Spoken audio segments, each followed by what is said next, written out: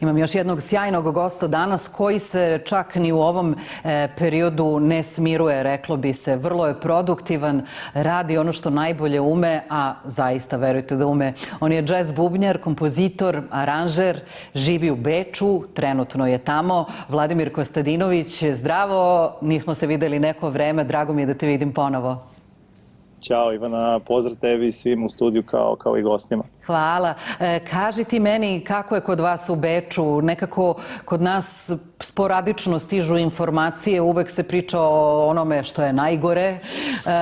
Da li to znači da se kod vas malo smiruje situacija? Pa ne bih rekao, imam osjećaj da je inhibicija prisutna kod svih nas i da u ovih nekoliko meseci ronimo svi na dah. Što ni malo nije prijatno. Jel? To se već tako retroaktivno dešava već duže vreme, ali dobro, optimizam jača organizam, tako da proći će ovo, nadam se, ako ništa više.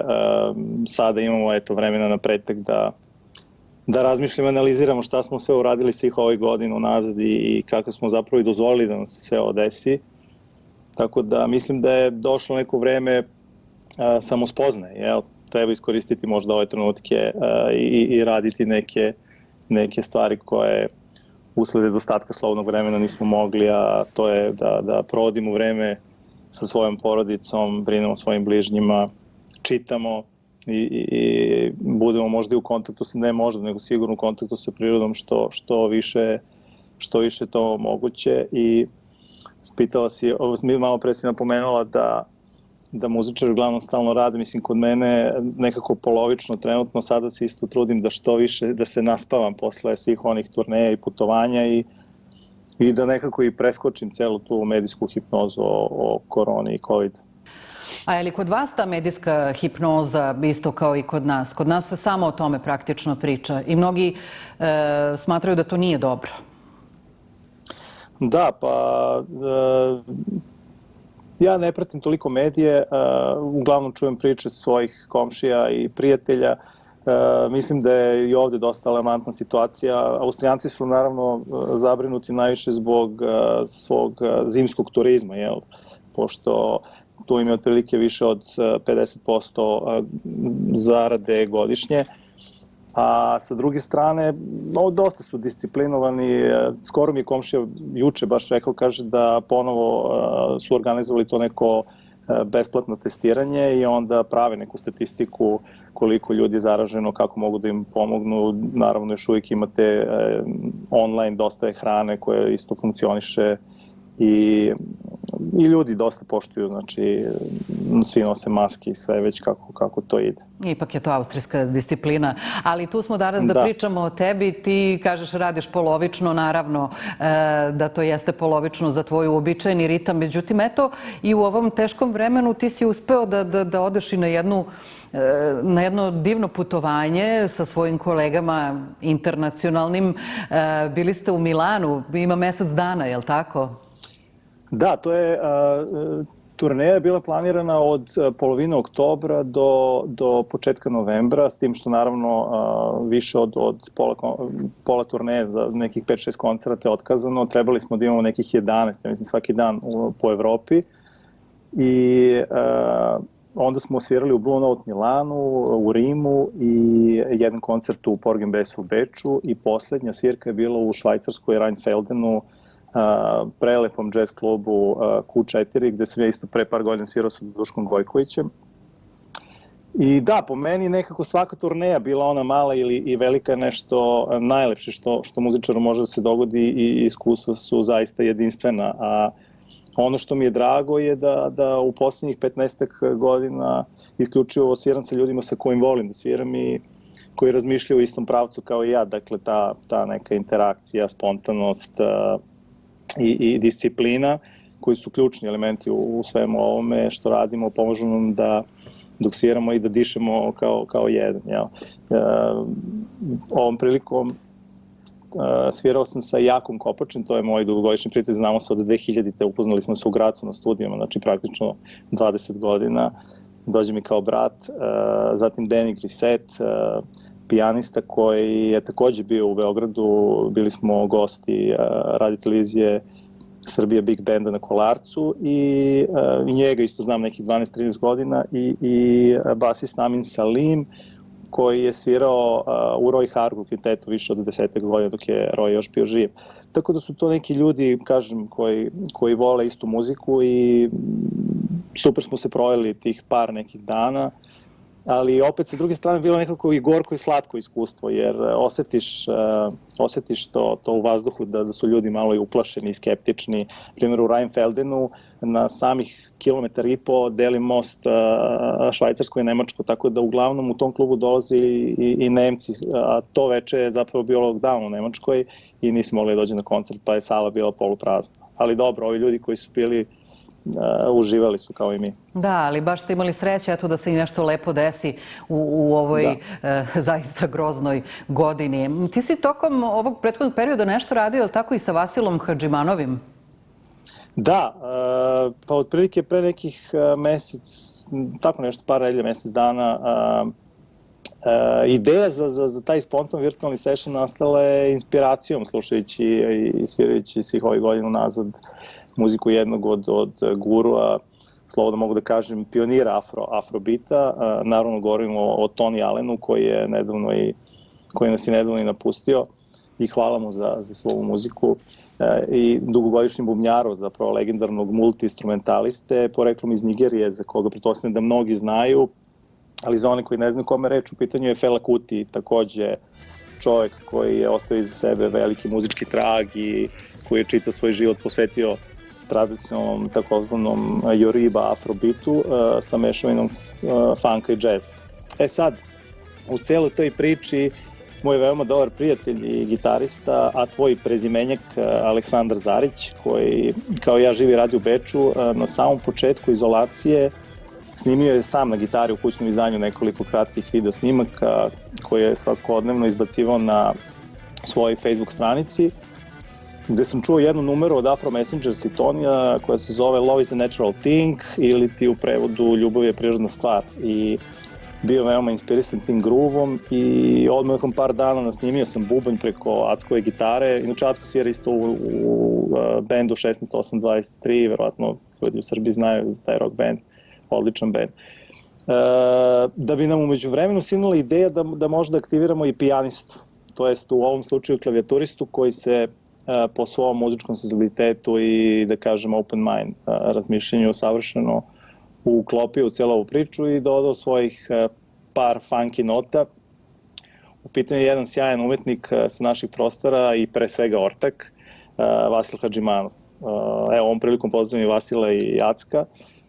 I tako da smo nas trojica snimili pojedinačno video, svako za sebe, koji Acko kasnije montirao i koji gledalci možda imaju prilike sada da vide kod tebe u emisiji, a moći će i sutra da ga pogledaju na YouTube. Da, vrlo je interesantno kako se otvorio ceo jedan novi front za vas muzičare da sarađujete tako online. U suštini to je onako nužno zlo u ovom trenutku, ali opet je jako inspirativno i interesantno i vama, a i nama koji to možemo da slušamo. Tako da, eto, ima i nešto dobro. To sam htela da kažem u svemu ovome.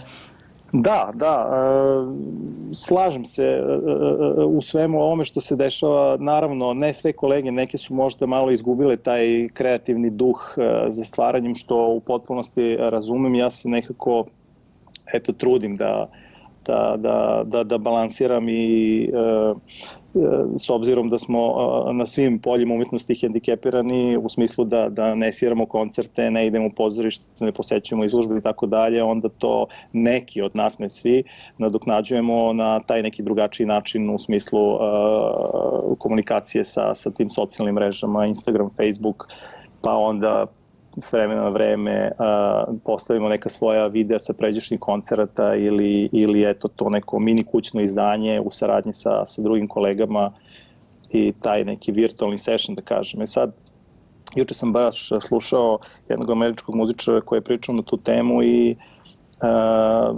s obzirom koliko već traje ova situacija, više od ne znam, 7-8 meseci, praktično još malo godinu dana, ljudi su počeli da razmišljaju ozbiljno da čak i izdavačke kuće da izdaju live albume nekih kućnih izdanja. Sad i čovjek je govorio o tome koliko zapravo se neki fokusiraju ulažući novac u opremu kao što su zvučne karte, kompjuteri, softveri, instrumenti i tako dalje.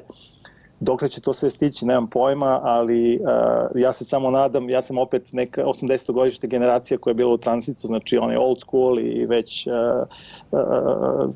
svog ovog novog doba sa telefonima i kompjuterima, ali opet više tragujem na onu stranu da mislim da je prirodnije ipak svirati koncerte pred publikom, jer tako smo i navikli. Ja, pošto se već isto naravno bavim javnim poslom 20 godina svirajući koncerte, navikli smo da tu neku interakciju koju pravimo na bini podelimo sa ljudima i dobijemo tu neku povratnu pozitivnu energiju. Iskreno se nadam da nećemo morati samo kao napravimo neke holograme i zabavljamo ljude. Taman posla. Preživet ćemo valjda i ovo. Sad će uskoro da se završi ova 2020. Neće tad sve stati, ali nekako bar simbolično je dobro da se završi, da znamo da je došao kraj. I onda krećemo s nekim novim elanom, da se nadamo. Kad si već pomenuo YouTube malo pre 4 meseca, ako se ne varamo, osvanuo je jedan tvoj novi projekat, nešto jako interesantno. Da, pa iskreno, ja ne volim reći projekat, pogotovo kada je reč o muzici, više mi je nekako prija ideja muzika, koncert i bina, ali dobro, to su... Primljenog znanju. Da, hvala. Ideja je nastala, ja sam pre par godina dosta svirao u Bazelu u Švajcarskoj i otprilike nekih 50-60 km se nalazi jedno malo mesto koje se zove Knotville, zapravo čuvena fabrika, svetski brend činela Paiste ili Pasty i dugi niz godina unazad, kad god bi svirao po nekim studijama, onda sam imao sam prilike da sviram te Pasty činele. Nisam nešto iskreno bio oduševljen na samom početku, pošto su oni pravili uglavnom dosta te neke legure koje su bile neelastične, više tvrde za neku možda malo tvrđu svirku, rock svirku, šta ja znam, da bi u posljednjih 2 godine napravili neku formulu i počeli da proizvode i činele koje mogu zapravo da imaju tu neku mekoću, elastičnost i dosta su se prilagodile i jazz svirci. I onda sam stupio u kontakt sa glavnim menadžerom, Kristijanom, koji je bio otvoren za saradnju i sa mojim dragim kolegom i odličnim prijateljem Milanom Nikolićem, basistom koji živi sada u Beogradu i predaje na fakultetu jazz muzike u Beogradu. Imali smo turneju i zajedno smo otišli u Knotville i onda smo tamo proveli jedno prelepo prepodne gde sam ja probao sve te činele i pošto sam postao njihov jedan od glavnih endorsera, dobio puno činela da sviram, promovišem i tako dalje. I onda smo se dogovorili da napravimo jedan promo video, pa sam ja tom prilikom onda posebno aranžirao, zapravo komponovao muziku na kompjuteru na mom garaž bendu i onda sam jednom producentu dao da čujem, kaže, ej, super je muzika, ali iskreno, kaže, trebaju ti malo, moraš malo da updateuješ te zvukove, pošto su to stari soundovi iz nekih, zvuči kao neki Star Wars 70-ih, 80-ih, jer za taj neki upgrade mora da se kupi neka zvučna karta koja košta, ne znam, tipa 1500 evra.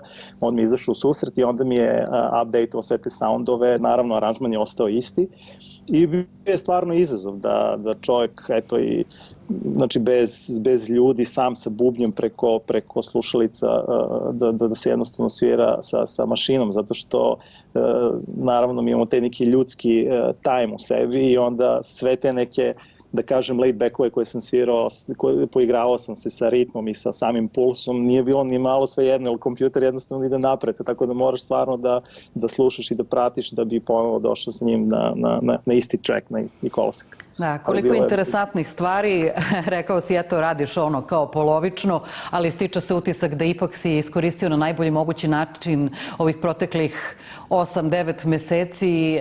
Dosta toga se interesantnog desilo i nadam se da sve ono što ti nedostaje da ćeš nadoknaditi čim malo krene život, da nam se dešava opet onako lepo. I nadam se da ćeš posetiti Beograd prvom prilikom i da ćemo se videti. Eto. Da, hvala, takođe želim i svima vama, isto što i sebi. Hvala puno. Hvala ti mnogo što si bio moj gost danas u 3 tačke. Vladimir Kostadinović, džez bubnjar, kompozitor, aranžer, bio je naš gost.